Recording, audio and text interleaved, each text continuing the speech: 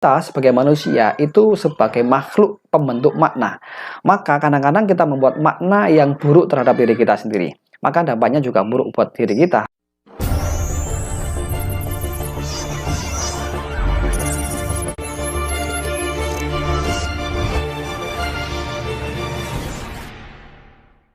Assalamualaikum warahmatullahi wabarakatuh. Halo teman-teman semuanya, apa kabar? Semoga teman-teman yang menonton video ini dalam keadaan yang sehat walafiat. Amin ya rabbal alamin. Berjumpa lagi dengan saya Ahmad Fatahillah di channel NLP Spiritual Motivasi.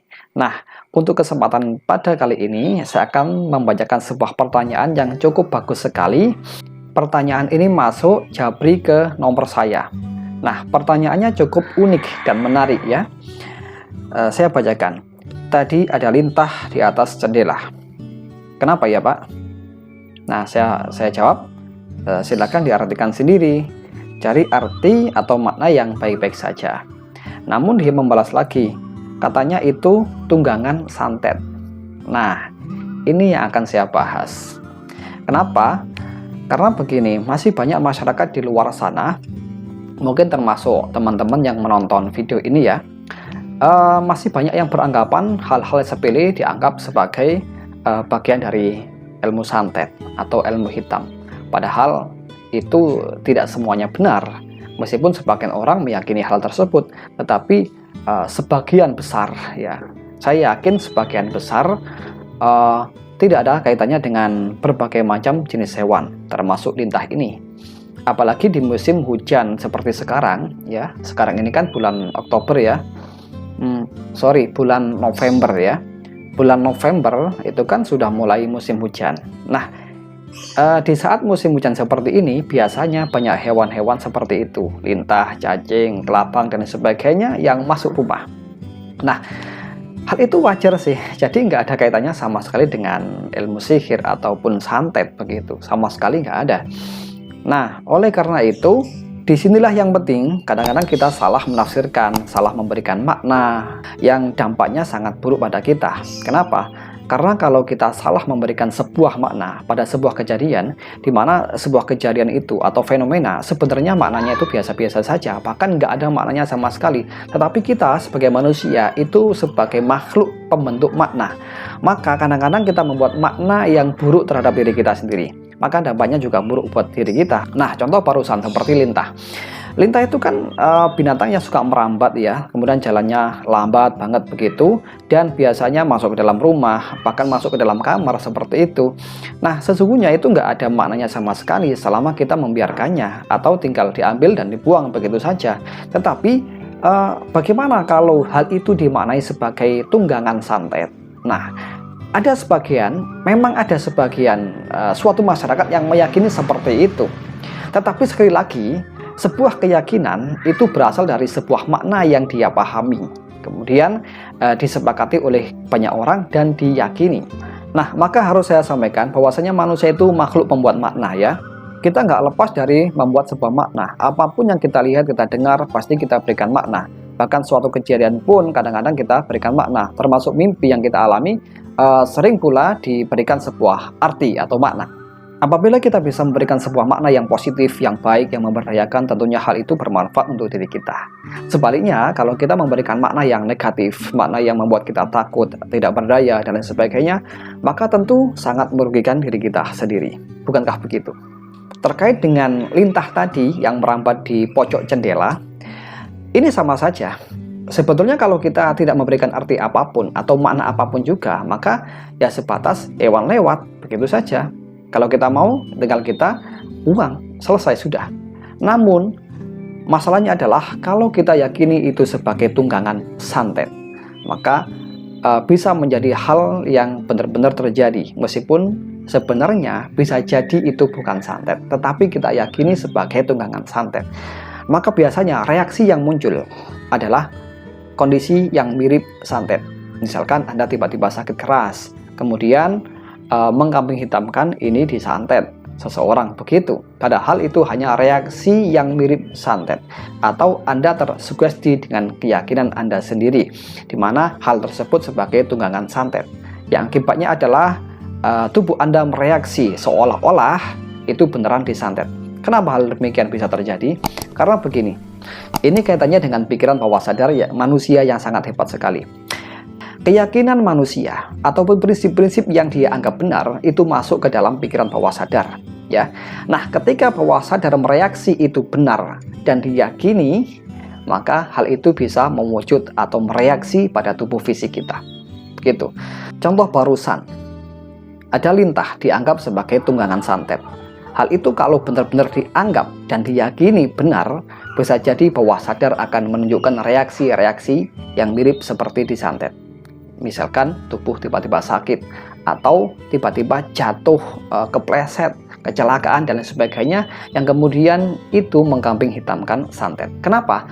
Karena itu adalah reaksi dari pikiran bawah sadar kita sendiri yang tersugesti oleh masyarakat sekitar yang mengatakan itu tunggangan santet. Lantas mungkin Anda bertanya juga, bagaimana seandainya kalau itu benar-benar santet? Gitu, bagaimana? Selama Anda meyakini itu bukan santet, bersikap biasa-biasa saja, begitu, maka kemungkinan besar adalah tidak terjadi apa-apa. Kenapa demikian? Karena santet itu adalah energi negatif yang dikirimkan oleh seseorang yang jahat. Sedangkan kalau kita berpikir yang positif, bahkan berpikir yang netral, maka energi tersebut bisa menolak kekuatan santet. Kenapa? Karena berpikir positif itu vibrasinya atau energinya juga positif sekali. Dan energi positif itu bisa menolak energi yang negatif. Itulah kenapa kalau teman-teman yang beragama pasti diajarkan sebuah doa-doa tertentu, di mana doa tersebut itu bisa menolak santet. Seperti itu. Maka bisa diambil kesimpulan bahwasanya doa adalah sebuah energi positif untuk meminta perlindungan kepada Tuhan Yang Maha Kuasa, sehingga Anda menghasilkan sebuah kekuatan atau memancarkan sebuah energi positif, di mana energi ini akan menolak energi negatif yang ditimbulkan dari santet tadi. Seperti itu. Nah, untuk memunculkan energi yang positif tidak harus dengan doa. Ya, bukan berarti kita nggak boleh berdoa. Tidak seperti itu. Sebenarnya apa yang kita pikirkan secara positif, kita berikan makna secara positif, itu sudah menghasilkan sebuah energi yang positif pula. Apalagi kalau dikuatkan dengan sebuah doa, tambah powerful lagi. Nah, oleh karena itulah masalah seperti santet ini, itu bisa diatasi dengan berpikir yang positif, memberikan sebuah makna yang memberdayakan, yang menguntungkan, yang bermanfaat untuk diri kita sendiri. Tujuannya adalah untuk menghasilkan sebuah energi vibrasi yang positif pula. Kemudian bagaimana caranya untuk membuat sebuah makna yang positif, yang memberdayakan? Caranya cukup simpel dan mudah. Hal ini sering saya bahas dalam tema reframing ya. Reframing ini bisa Anda temukan dalam sebuah pelatihan NLP practitioner ya.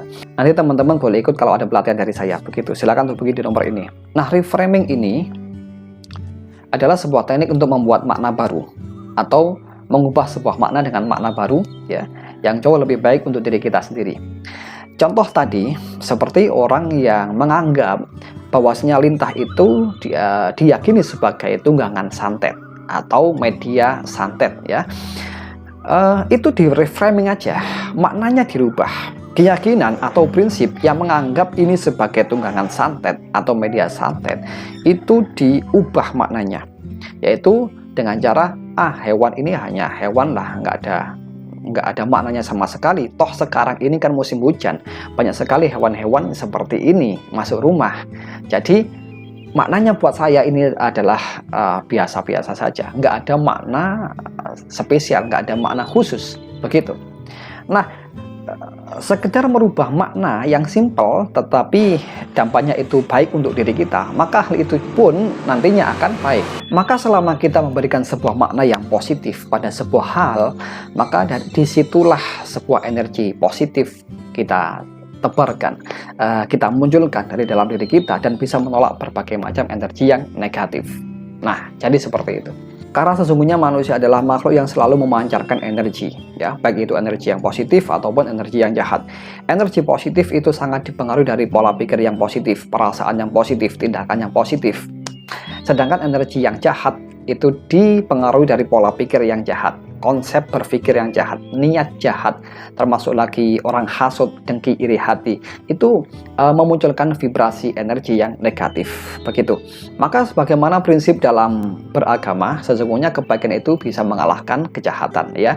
Dalam arti lain bahwasanya energi positif, energi kebaikan itu bisa menghilangkan atau bisa menolak energi keburukan.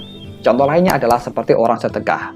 Bukankah sedekah itu bisa menolak bala atau menolak bencana, ya kan? Nah, sedekah ataupun memberikan sesuatu kepada orang lain dengan tulus itu menebarkan energi yang positif sehingga bisa menolak berbagai macam kemungkinan buruk di kemudian hari, seperti itu. Nah, kalau kita bahas masalah ini luas banget ya, kita nggak akan selesai. Jadi, saya ambil kesimpulannya saja bahwasanya kalau kita bisa memberikan sebuah makna yang positif pada apapun kejadian, maka itu dampaknya kembali kepada diri kita sendiri. Bahkan kalaupun toh benar-benar ada sesuatu yang negatif yang akan mengenai diri kita, namun kita tetap berpositif thinking, namun kita nggak boleh polos ya, kita tetap berhati-hati, waspada, itu lumrah dan itu diperlukan. Namun di samping itu kita tetap berpositif thinking atau memberikan makna yang positif, memberikan sikap yang positif pula, tindakannya positif, maka nanti dampak manfaatnya juga kembali kepada diri kita sendiri. Baik, itu aja, semoga bermanfaat untuk Anda. Silahkan subscribe dulu bagi yang belum, dan saya akhiri, wassalamualaikum warahmatullahi wabarakatuh. Sampai ketemu lagi.